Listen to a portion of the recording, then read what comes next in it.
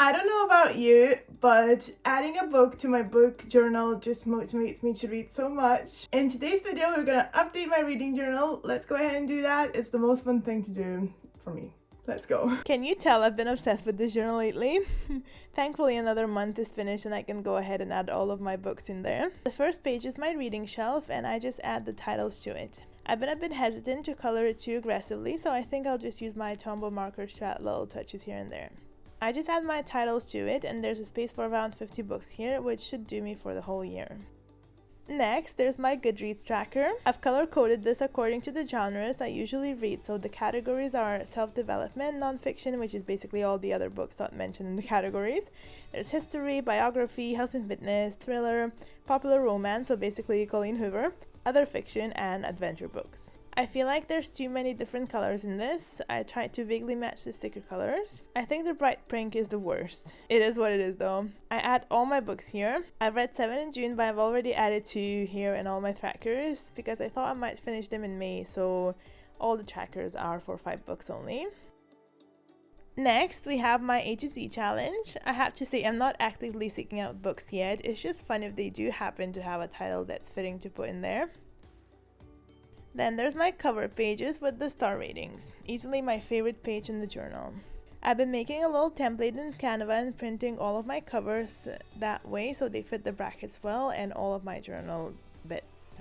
I've been waiting to fill the whole page and then printing it all out. I love adding them here and coloring the stars, so satisfying. Then I have kind of a to be read pages, all the books of Ken Follett and Freida McFadden, which are my 2 favorite authors. I've not read any of their ones this month, but if I do, I use a little zig marker to mark that one off. I've already marked all the ones that I've read. There's also my to be read shelf, which reflects my bookshelf at home.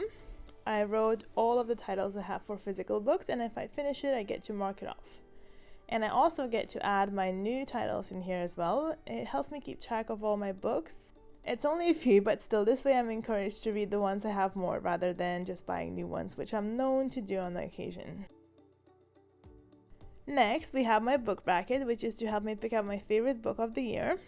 I love it as you just have to pick one for the whole month and it makes it easier to pick out the favorite of them all. For June, my favorite one was None of This Is True. I couldn't put it down and lost a bit of sleep, which is always a good indicator.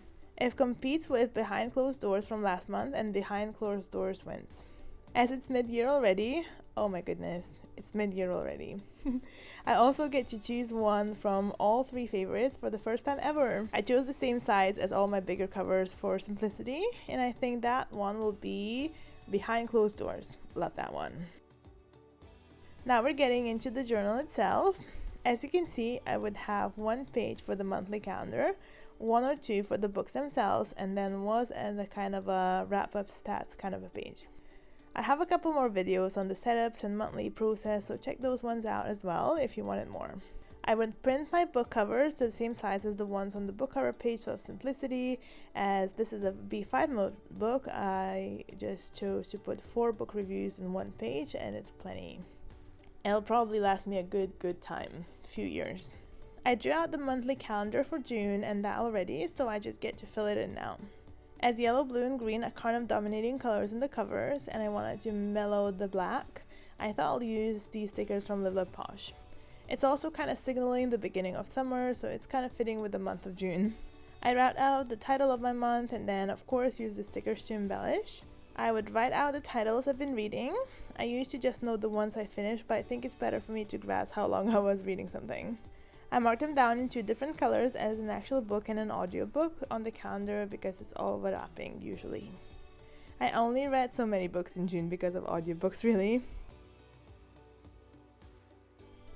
Then for my reviews, I include the title, author, photo, star rating stickers, a little sticker of whatever. It's an audiobook in the little real book, page count, start and finish dates, things like that. I'll then write a little note review of what I thought about the book. The books I read this month were Solo by Jenny Tough, Really loved it. She ran through the mountains in every continent, seriously impressive. Then I listened to The House of Hidden Meetings by RuPaul. Didn't love it as much, only gave it 2 stars. I felt it was incoherent and full of fluff, and I love my celebrity memoirs, I really do, so definitely was disappointed. Then I listened to The Running Man by Charles Engle. I loved it. It was also super inspiring. I've been reading loads of these adventure and running books and just marvel at these people who can run long distances. I read None of This Is True by Lisa Jewell, and I loved it. Even if the title spoiled it a little bit, still enjoyed it so much. Couldn't put it down. Then listen to Happy Sexy Millionaire by Stephen Bartlett. I'm a big fan of his podcast, Diary of a CEO, but only gave the book 4 stars, and it was a bit of a basic self-development type advice. I've read way too many of these books by now, so it's a bit repetitive, but I think it's a good entry point book. I've also read Good Have Gone by Taryn Fisher, which was very disappointing. I was interested but hoped for a good ending, as Colleen Hoover said the ending shocked her, but it didn't shock me. It's very predictable. A bit silly, so only gave it 3 stars. And then finally read Too Late by Colleen Hoover. Some of the books I read by her were a bit lackluster lately, so I really liked this one. Redeem her a little bit. Bit dark but good read. Enjoyed it a lot. 5 stars. I'm very generous with my stars. If I love the book and I can't put it down, or if I want to pick it up, 5 stars. I just left this 8 book space empty for now and filled it with a little sticker. Perfect. The last page I'm making is a fun stat one, kind of like a wrap up for the entire month.